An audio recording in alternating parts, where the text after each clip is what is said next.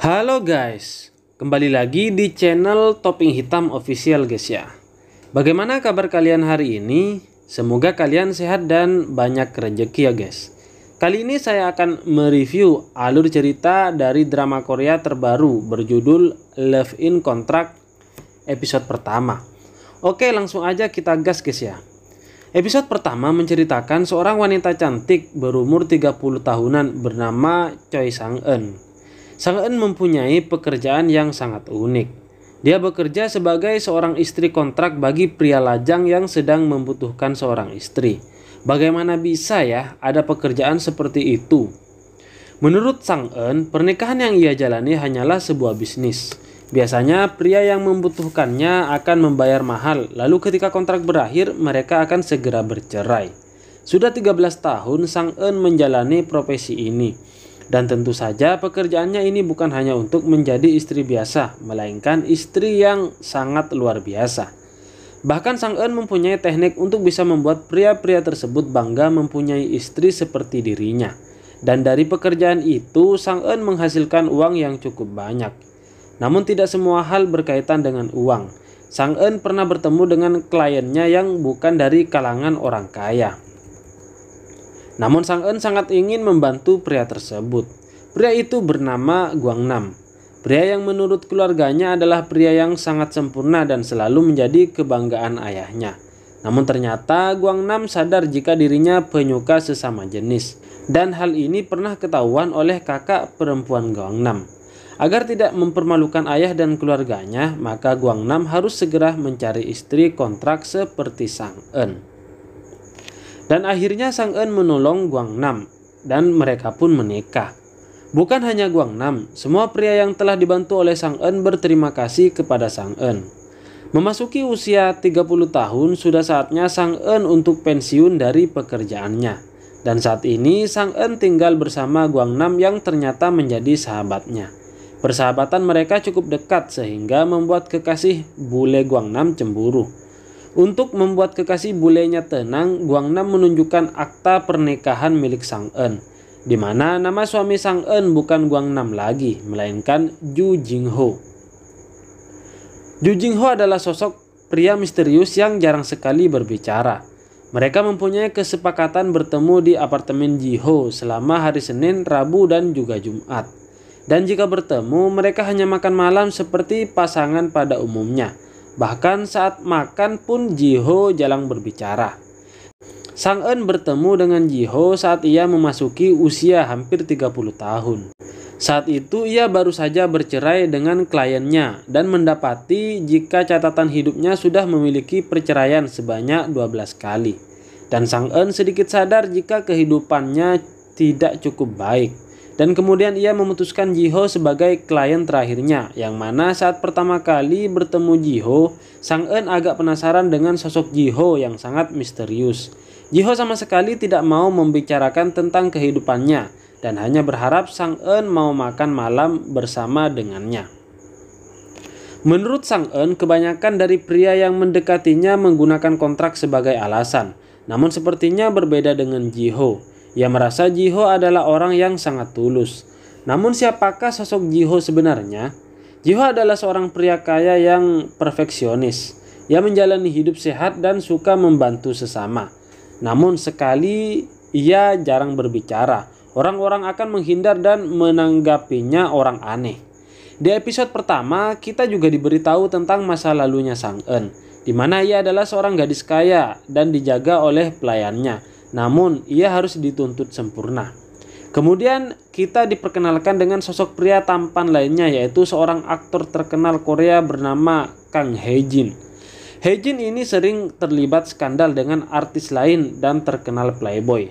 Padahal ia hanya tidak bisa melupakan cinta pertamanya 13 tahun yang lalu. Sosok wanita yang bernama Jame yang merupakan anak orang kaya, namun terlihat gila sekaligus keren. Saking cintanya dengan sosok Jame, Hae-jin pun menamai kucingnya dengan nama Jame. Hari ini Sang-eun sudah selesai melakukan pernikahan kontrak dengan salah satu kliennya. 13 tahun lamanya ia melakukan pekerjaan ini. Tentu saja tidak selamanya aman dan mulus tanpa ada rintangan.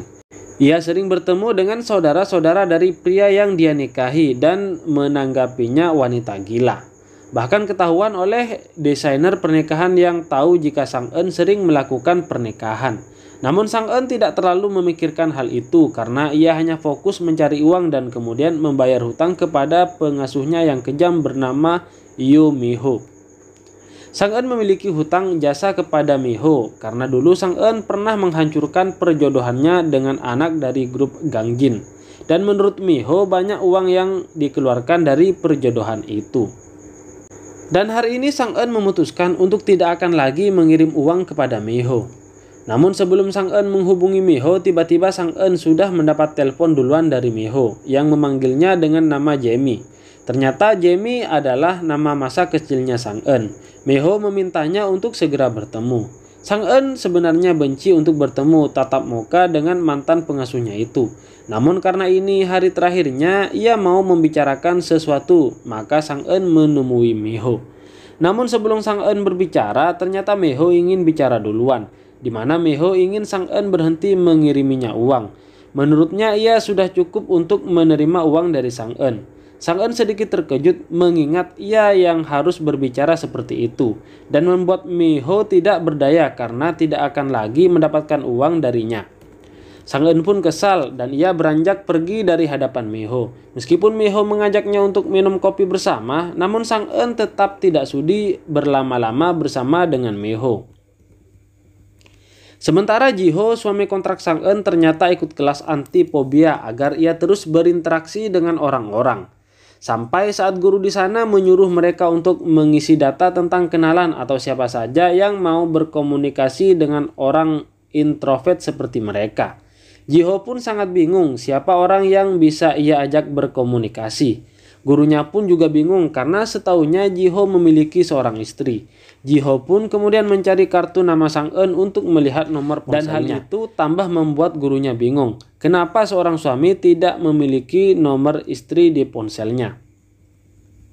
Saat itu Sang En sedang minum-minum dengan Guangnam untuk merayakan pensiun dari pekerjaan Sang En. Karena mereka berdua bersahabat, Sang En selalu menceritakan kehidupannya kepada Guangnam yang diam-diam tertarik dengan keberadaan Hyejin di sana. Menurut rumor yang beredar, Hyejin pernah digosipkan menjadi gay sehingga Guangnam berniat menggodanya. Selagi Guangnam mendekati Hyejin, Sang En mendapat telepon dari Jiho. Di sana Jiho tanpa basa-basi langsung bertanya, pernahkah Sang En ikut tes MBTI? Merek topoki yang Sang En suka?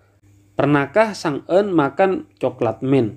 Suka minum kopi apa? Dan Sang En baru ini menonton drama apa? Yang langsung dijawab oleh Sang En drama Squid Game. Dan membuat Sang En kebingungan untuk apa Jiho menanyakan itu semua. Jiho hanya beralasan jika ia ingin membuat topik untuk berbincang dengan Sang En. Lalu ia pun mematikan teleponnya. Sementara itu Guangnam yang mencoba menggoda Hyejin kemudian membuat Hyejin mengira Guangnam adalah reporter yang ingin mengulik jika ia adalah anak dari grup Gangjin. Manajernya langsung menghalangi Guangnam dan berniat mengusirnya, tapi Guangnam tetap berusaha untuk bertemu dengan Hyejin. Sampai-sampai mereka membuat keributan dan harus segera dipisahkan. Guangnam sampai dimarahi oleh Sang En karena bertindak sangat ceroboh. Di perjalanan pulang, Guangnam membicarakan mimpi mereka berdua, di mana karena mimpi inilah yang membuat hubungan persahabatan Sang En dan Guangnam terjalin, di mana impian mereka adalah pergi ke suatu negara yang tidak ada satupun mengenal mereka, hidup di sana dan bertemu dengan orang yang mereka cintai dan hidup bahagia. Dan akhirnya mereka berdua memutuskan untuk pergi ke Kanada, namun Sang En lupa dengan Jiho yang mereka gelari si tuan pembayaran, karena selalu membayar Sang En tepat waktu. Bagaimana cara Sang En untuk mengakhiri kontrak pernikahan mereka berdua guys ya. Sementara itu malam itu Jiho melakukan gelagat yang aneh. Di suatu malam ia mengikuti seorang wanita muda pulang ke rumah di tengah gelapnya malam. Ia terus mengikuti wanita itu sampai wanita itu tiba di rumahnya.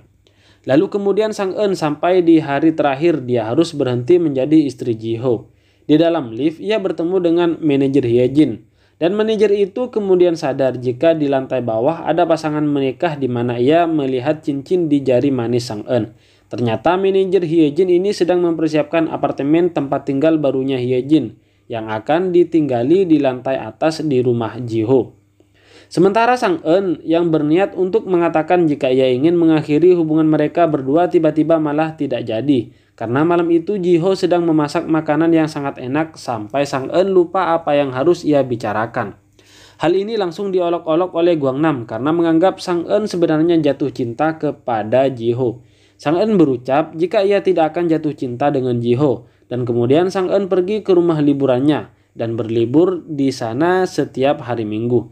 Karena cuma hari Minggu, Sang Eun akan melakukan hal-hal yang ia sukai. Hari-hari pun berlanjut di mana Sang Eun masih belum bisa mencari cara untuk mengatakan perpisahan dengan Ji-ho. Sampai suatu hari di mana saat itu bertepatan dengan kematian seorang wanita muda yang dulu pernah dicintai oleh Ji-ho. Wanita itu tewas ditusuk di depan rumahnya dan polisi masih menyelidikinya. Di tengah kebingungan yang dirasakan oleh Sang Eun, ia kemudian tiba-tiba membacakan puisi tentang rumput dan bunga di hadapan Ji-ho. Ji-ho ternyata juga mengetahui isi puisi itu. Bahkan ia membacakannya sampai bait terakhir. Hari ini menjadi hari di mana Ji-ho berbicara banyak kata kepada Sang Eun, di mana hati Sang Eun kembali menjadi bimbang. Namun Sang Eun yakin untuk tetap mengakhiri pernikahannya dengan Ji-ho karena menurutnya orang tulus seperti Ji-ho harus mendapatkan kehidupan yang jauh lebih baik. Jadi pada suatu hari Sang Eun mengutarakan keinginannya. Tapi belum selesai Sang Eun berbicara tiba-tiba Ji-ho bilang jika ia ingin bercerai. Ia ingin mengakhiri pernikahan kontrak di antara mereka berdua. Dan kemudian Love in Contract episode yang pertama pun selesai guys ya. Bagaimana menurut kalian untuk episode pertama? Apakah menarik? Apalagi banyak kisah-kisah mereka yang masih misterius. Seperti apa sosok Ji-ho sebenarnya? Dan bagaimana masa lalu Sang Eun dan juga kehidupan asli Hyejin. Jangan lupa like, subscribe, dan bunyikan tombol loncengnya untuk mengetahui alur cerita episode selanjutnya guys ya. Oke, bye-bye guys.